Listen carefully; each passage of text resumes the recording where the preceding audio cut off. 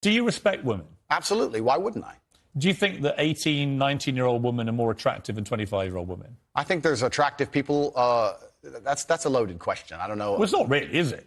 I can't. You know why I'm asking it? Of course I do, but I can't sit here and for say. For the benefit of viewers who don't know why I'm asking, you said this. In general, this is also one of the reasons men find youth attractive. You want to blow up the internet? I'll blow up the internet right effing now. The reason 18 and 19-year-olds are more attractive than 25-year-olds is because they've been through less dick. People say, oh, you can't say that, but yes, I can. A 19-year-old is more attractive than a 26-year-old woman, and I'll tell you why. Because that 26-year-old has talked to more guys, been to the club more times, been effed and dumped more times, more arguments, more mess, more for me to clean up. That is misogyny. Why?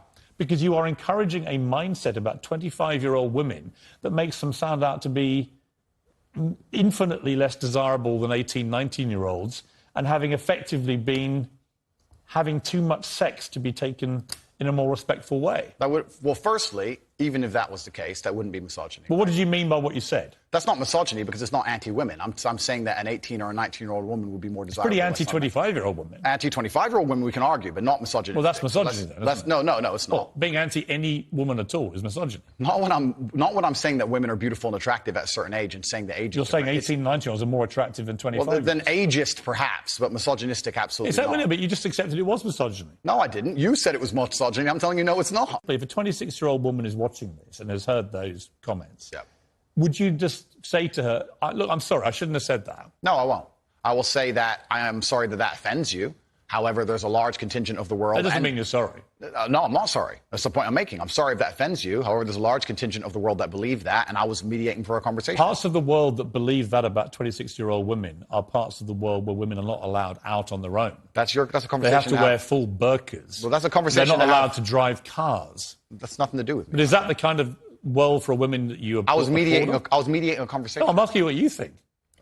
I don't live in a country where that happens. You're using that as the excuse for why you're not sorry for saying it. It's not an excuse. Is that there are parts of the world where this is fine. My friend. So my question to you is, well, do you think it's fine? I don't think it's fine. I live in a world where... You don't think it's fine?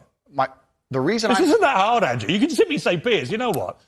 With the benefit of hindsight, I wish I hadn't said it like that. And if a 26-year-old woman's watching, I'm sorry I said that, because that actually is blatantly misogynist. And even though that's a view held by other parts of the world, it's not a view I share. Now, I would respect you more if you said that than if you try and say, well, it's said in other parts of the world, so I'm not sorry. I think that doesn't tell me what you think. Then you need to understand why my content existed in the first place. My content existed because I tried my very hardest to be an absolute and utter realist, especially with uncomfortable truths.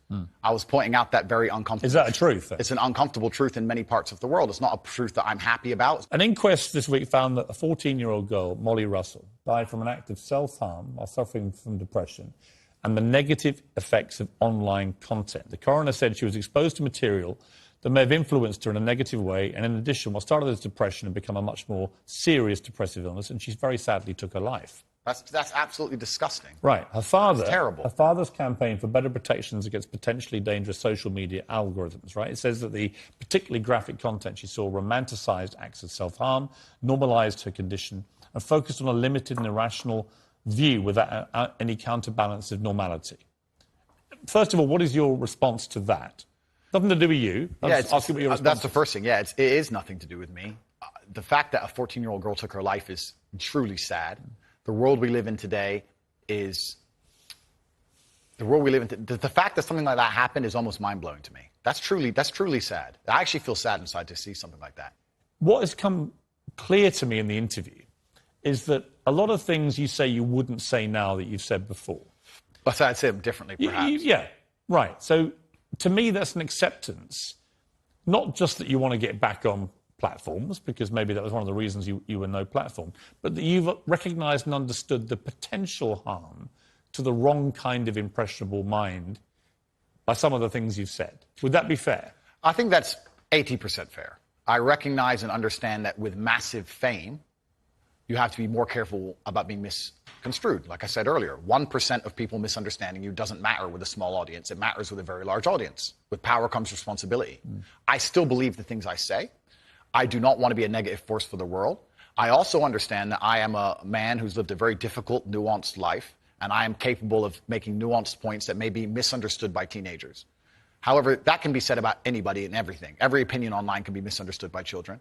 Trying to protect children from the internet is a very interesting subject in and of itself, because I would argue that 80% of the content on the internet can be negative or detrimental to a young mind that doesn't understand the world. So, interesting early preview there of my interview with Andrew Tate. Like I say, very controversial guy. He's banned from